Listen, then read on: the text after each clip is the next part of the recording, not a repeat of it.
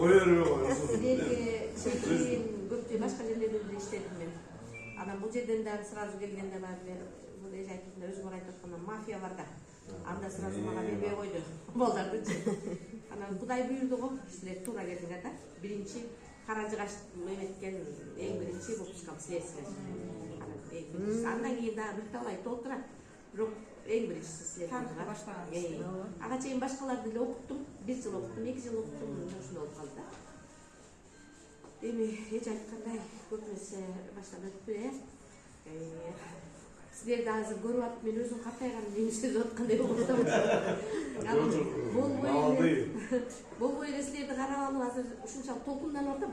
Эмнегедир силер ушу 40ка жакындап калдым десеңер деле мага баягы кичинекей баладай көрүнүп эле кайра жумга салгым келип кетип эле өзүнчө. Ойноп кетип атасак ошо боло берет экен, болбой элечи. Кээде болсо да ойлоп коет, Кудай сактайбы, айып аткан жокмун. Мамашка да сен айткандай, эжекең ошондо тамашакка болуп кеткен. Эң эскиси чоң рахмат. Эже айткандай, силер бизди сыйласаңар, силерди Кудайым сыйласын. Силерге жакшы насип кылсын, буйрусун. Бала бакыраңар менен, үй бүлөңөр менен өмүрдү бактылуу болуп жашагыла.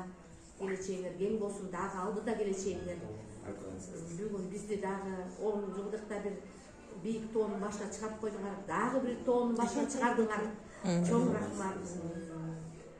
Алыңар үчүн кадесем абдан кубанычтабыз, ыраазыбыз. Эгер урушуп койсоң балким кечирип койгула. Уруп койсом мен силер кандай боор десеңер балким